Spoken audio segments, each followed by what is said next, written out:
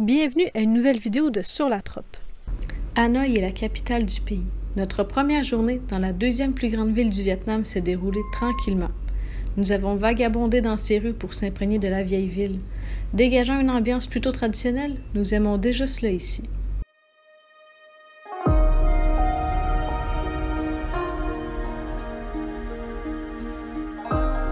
En se promenant, nous avons pu voir la plus longue fresque de mosaïque au monde, qui est longue de 6,5 km, rien de moins.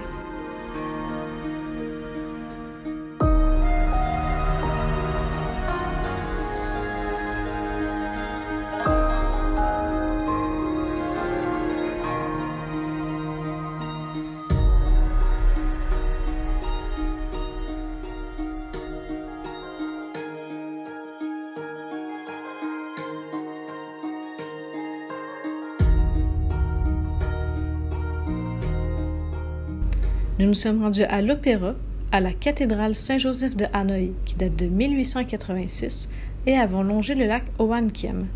Malgré la pluie d'aujourd'hui et ces prochains jours, nous explorons tout de même.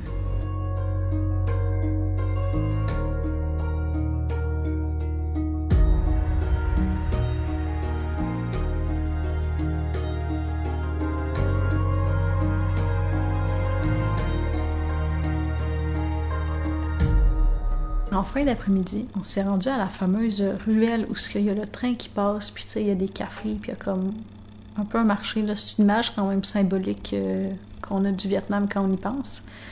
Puis on s'y est rendu. On est vraiment très déçus. C'est tellement triste. Pas déçus parce qu'on n'a pas vu le train. Non, même pas ça. Tu sais, il y a la rail qui passe, puis aux sections qu'il y a comme des immeubles, puis qu'il y a des commerces, c'est clôturé. Puis quand on s'y rendait, on était peut-être à comme 50 mètres, j'ai senti qu'il y a une dame qui a commencé à nous suivre, mais j'en ai pas fait de cas, mais comme je watchais mon sac à dos parce que je savais pas qu'est-ce qui se passait. Puis une fois qu'on est arrivé à la clôture, elle s'est mise à nous parler, à dire genre coffee, puis elle était genre suivez-moi, on va y aller. Puis là, sur le coup, on comprenait pas, on était comme non, on veut pas boire, on veut rien, on veut pas de consommation, tu sais, c'est correct. Puis là, il y en a d'autres qui commencent à nous apostropher. Puis moi, je suis comme, lâchez-moi, je vais juste prendre ma photo, tu sais, c'est pas ça que je veux. Puis on a fini par réaliser que on doit payer une consommation pour se rendre dans la ruelle parce que sinon, il n'y a pas accès. Mais ça a l'air d'être un peu pas tout à fait comme légitime. Je comprends qu'on peut pas être comme 300 personnes dans la ruelle s'il y a le train qui arrive. Je comprends qu'il faut une certaine comme sécurité à la limite, mais je pense pas que c'est la bonne façon. À la limite, j'aurais été prête à faire la file pour me rendre dans la ruelle ou, mettons, prendre la photo au lieu d'acheter une consommation pour dire que je suis sur place. Bref, on n'est pas les seuls qu'on est déçus, là. On a regardé par après les avis sur Google, puis il y a comme des fausses ou des vraies polices aussi au bout, puis au début comme des clôtures là, de la ruelle. Fait qu'en tout cas, de voir qu'on n'a pas accès comme à la place, surtout qu'on s'est fait comme... C'est pas achalé, mais tu sais... Ben en fait, oui, là, ils nous bloquaient la vue. Ils voulaient pas qu'on prenne tant de photos si on consommait pas. Puis on a vu que c'était aussi super, super cher, les consommations, là, le double, voire même le triple de ce qui se vend, mettons, à côté.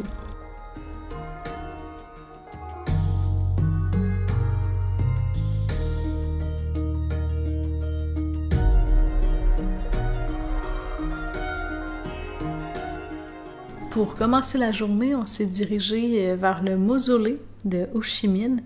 Puis honnêtement, c'est toute une expérience déstabilisante peut-être un peu. Déjà, juste pour faire le tour comme du palais, juste parce que le palais est sur le même site que le mausolée, puis il y a comme la maison sur pilotis où Ho Chi Minh a habité, c'est comme tout un grand complexe où ce qu'on peut pas accéder par n'importe où. On a dû faire un grand tour, puis... il y a des gens, des policiers en fait, armés, qui vérifient partout, même sur le gazon, là, sur le devant du mausolée, là, on rigole pas avec ça. Puis surtout devant le palais, il y a des gros panneaux, pas de photos, tout. C'est vraiment dommage, parce que c'est une des plus belles bâtisses qu'on a vues de tout le pays, puis on peut pas la poser, quelle déception. Ensuite, une fois qu'on a réussi à accéder au site, on n'a pas le droit de manger de la gomme sur le site, prenez-le en note. Ensuite, on passe un point de sécurité, Puis dans notre cas, on n'a pas pu emmener notre sac à dos avec nous, peut-être parce qu'il était considéré comme trop gros, mais si vous avez juste un sac à bandoulière comme ou quelque chose comme ça, vous n'aurez pas de problème. Fait qu'on a dû le laisser dans comme une case, mais c'était gratuit. Puis ensuite, on s'est fait mettre tout en ligne, 2 rangées, puis on a tous marché ensemble en paquet, mettons, de 30. On était dirigés par quelqu'un. Puis des fois, il était comme, allez, redressez-vous, tu sais, la ligne n'est pas assez droite. Puis rendu une fois devant le mausolée, j'avais déjà lu que quelqu'un s'était fait avertir, tu sais, d'ôter ses mains de ses poches, mettons. Fait que, on a vraiment marché en ligne droite en silence. Puis quand on rentre, on fait le tour du cercueil vitré d'Ho Chi Minh, fait qu'on voit son corps. Ensuite, on sort, puis on retombe comme libre sur le site. Puis là, c'est moins stressant, là. C'est comme plus, je veux dire ça comme ça, touristique, là. C'est moins... Mais c'était toute une expérience, là. C'était... Ça a fait étrange, sincèrement. Quand j'ai dit qu'on tombait libre une fois le mausolée visité, faut payer. Il y a un prix d'entrée, c'est 40 000 par personne. C'est pas très cher non plus, mais la visite est quand même très, très rapide. Il y a pas beaucoup de panneaux d'interprétation et tout. Il y a un audio guide. C'est peut-être pertinent. Je peux pas juger, on l'a pas expérimenté, là. Mais c'est sûr que vous allez sûrement avoir plus d'informations. Mais quelque chose qu'on a remarqué dans notre journée d'aujourd'hui, on a visité comme 3 musées, puis il y a beaucoup, beaucoup de gens qui se payent des guides locaux, puis qui faisaient le tour avec eux. Fait que ça peut être une option peut-être intéressante, si jamais ça vous intéresse.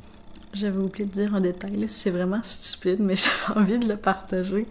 Au moment de sortir comme du site du mausolée et compagnie, on suivait les affiches qui disaient comme réclamation de sac, parce que le nôtre était dans un casier. Puis là, on arrivait pour suivre ça, puis il y avait comme un des fameux gardes policiers qui était comme non, non, non, tu sais, genre, allez pas là. Puis là, on lui a juste montré la clé, puis on était comme, faut aller là, tu sais. Puis il était comme, ok, tu sais. Puis l'autre, un peu plus loin, il nous faisait signe genre de se tasser, puis il voulait comme...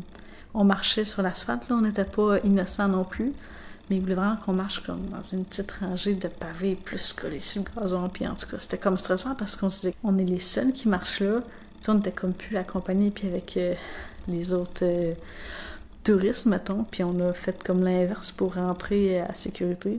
En plus, le comptoir à bagages était fermé, puis là, on a comme repassé à la sécurité. Ben, il y a un gars de la sécurité qui est sorti pour nous le donner, puis il nous a dit de sortir par l'entrée, parce qu'il voulait pas qu'on sorte par comme la sortie de base, en tant que telle de base, mais qui ont fermé avec des clôtures. En tout cas, c'était comme pas complexe, là, mais tu sais, on se dit tout le temps, on est-tu à la bonne place?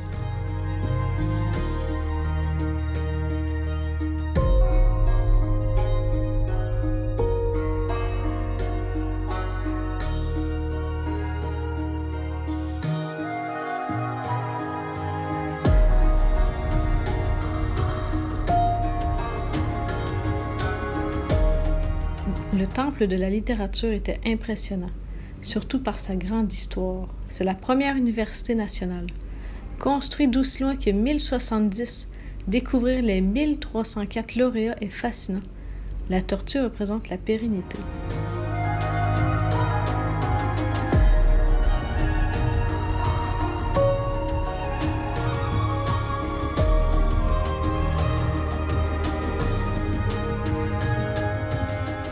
Pour terminer la journée, nous avons grandement appris à la maison centrale, ou plutôt la prison Oalo.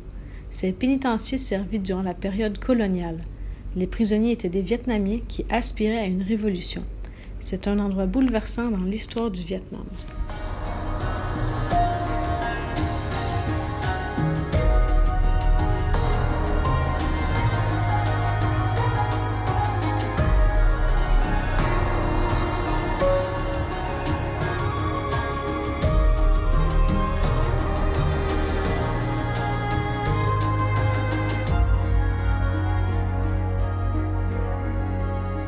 Bref, c'est déjà la fin de notre séjour au Vietnam. On a passé 30 jours fabuleux.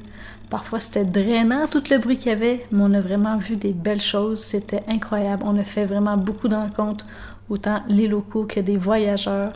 On se revoit dans un prochain pays. À bientôt. Et voilà!